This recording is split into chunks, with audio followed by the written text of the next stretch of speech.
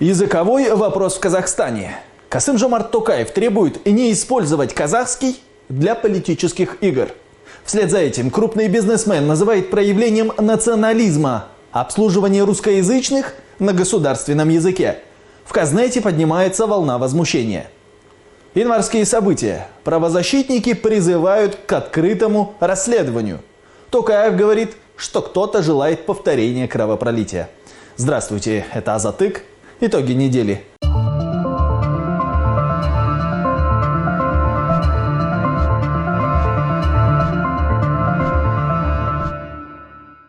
Президент Казахстана, который недавно предлагал создать организацию по продвижению русского языка в СНГ и нашел поддержку в лице российского коллеги Владимира Путина, высказался и о казахском языке. Во время поездки в Алматинскую область Токаев заявил, что число казахоязычных людей в стране растет.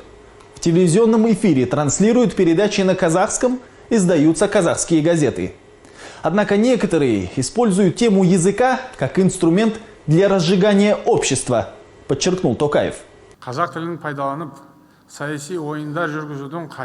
Токаев призвал не применять казахский язык для политических игр. Что это за игры, он не уточнил. Известно, что власти не поддерживают усилия активистов, требующих предоставления услуг на государственном языке.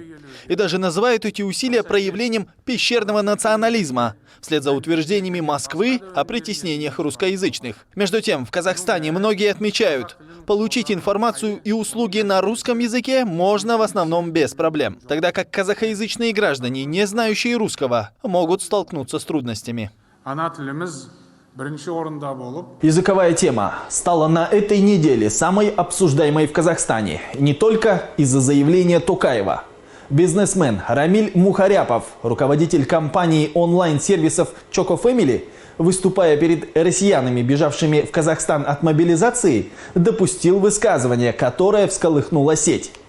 На встрече с релокантами Мухаряпов сказал, если человек знает русский, но отвечает на заданный на этом же языке вопрос по-казахски, то это признак национализма и отсутствия культуры. Проявление такого чуть-чуть национализма. Поэтому, опять же, это можно принять, но да, но это не от большой как бы тоже культуры, да, то есть. Реакция не заставила себя ждать. Казахстанцы призывают удалять из телефонов мобильные приложения компании Мухаряпова и отказываться от ее услуг по доставке еды, покупке авиабилетов, поиску врачей. Алматинская активистка Камила Енсегенова вышла к офису Choco Family с плакатом «Я не обязана говорить в Казахстане на русском», требуя встречи с Мухаряповым. Я считаю, что этот человек не заслуживает того, чтобы работать на казахстанском рынке. Казахский хлеб и казахские деньги для него сладкие, но казахский язык для него плох.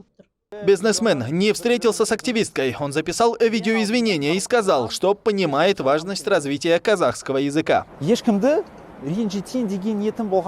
Компания Choco Family заверила, что переводит часть сервисов на казахский. Часть уже переведена. Волна возмущения, поднявшаяся из-за высказываний на тему языка, свидетельство того, что в стране, провозгласившей независимость 30 лет назад, не оказывают должной поддержки государственному языку, отмечают эксперты. За мощной реакцией стоят многие вещи. В обществе игнорируют интересы народа, языковую проблему не поднимают на высоком уровне. Среди общественно-политических сил очень мало болеющих за казахский язык. Все это приводит к тому, что языковая проблема воспринимается очень остро. Касым-Жомарт Токаев, который в последние месяцы редко обращается к теме январских событий, на этой неделе назвал кровопролитие позорной страницей новейшей истории. Что произошло в начале года и почему массовые мирные протесты вылились в беспорядки? При каких обстоятельствах погибли как минимум 238 человек?